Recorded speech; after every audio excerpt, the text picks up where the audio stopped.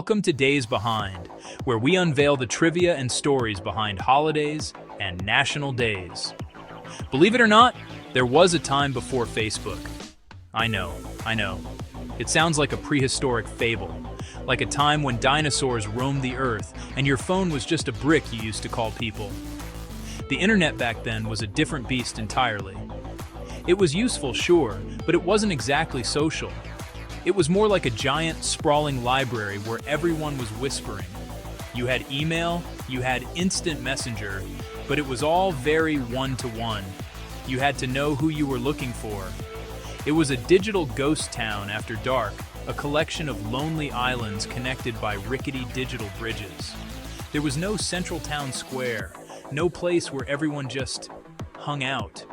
Before the big blue F took over our lives, connecting with old friends meant you had to be a private detective. This all sets the stage for our story, which officially kicks off on a very specific day, February 4th, 2004. So, where does this whole saga begin? Not in a high-tech Silicon Valley lab, but in a place with a lot more tweed and a lot less kombucha, a Harvard University dorm room. This is where our main character, a student named Mark Zuckerberg, cooked up the idea. The year is 2004.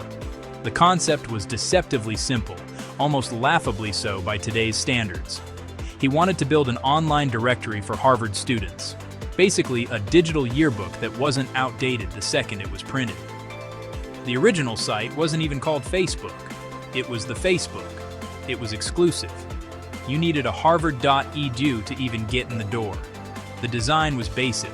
Your picture, a few bits you chose to share, and a list of your friends. It was a closed garden, a digital country club. That exclusivity was a secret weapon. People at other schools said, "Hey, I want in on that." It started as a campus phenomenon. People were obsessed, spending hours connecting, poking, digitally stalking in a brand new way. Once Facebook broke out of the Ivy League prison, it was like a rocket strapped to another rocket. In 2006, it opened the floodgates to anyone over the age of 13.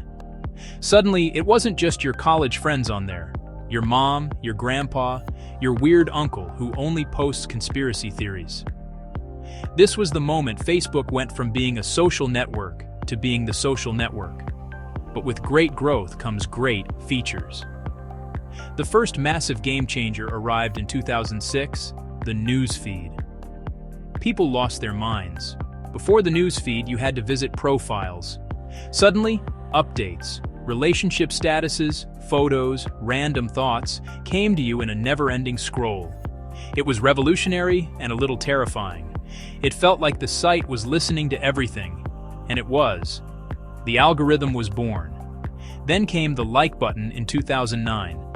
Before it, you had to leave a comment. The like was pure, frictionless affirmation. It was a tiny thumbs up that said, "I see you, and I approve." We were all chasing likes. Pages for businesses, groups for communities, events for planning parties. It snapped up Instagram in 2012 for $1 billion, then WhatsApp in 2014, cornering how we share and chat. Facebook wasn't just a website anymore, it was an empire. Behind every great empire is an emperor, and in Facebook's story, that's undeniably Mark Zuckerberg. He's the guy who went from a hoodie-wearing coder in a dorm room to one of the most powerful people on the planet. He has been the constant, the visionary, steering the ship through calm seas and hurricane-force scandals. His mantra, "Move fast and break things," defined the ethos. But Zuck didn't do it alone. Eduardo Saverin, Dustin Moskovitz, Chris Hughes, the original Avengers of social media, assembling to build something bigger before going their separate ways. As the company grew, it needed real matured supervision. Enter Sheryl Sandberg. From Google, she was the very person needed in the room. Her mission? Figure out how to actually make money. She built the advertising machine that turned our personal data into profit. With great power comes great scrutiny. Cambridge Analytica in 2018 was a brutal wake-up call, revealing how much data was collected and how it could be used. This forced a massive pivot. The era of move fast and break things was over. Now it was move fast and try not to break democracy. This date marks the birthday of a platform that rewired how we interact online. The digital world stopped being solitary websites and became a reflection of our real-life circles. The internet got a face. Yours. So, what's the final score? How did this one website fundamentally change our lives? Well, for starters, it made the internet personal. It put a human face on the digital world. We no longer just browse information. We share our lives. It dissolved distance, letting you keep up with friends across the planet and watch your nephew grow up through photos and videos.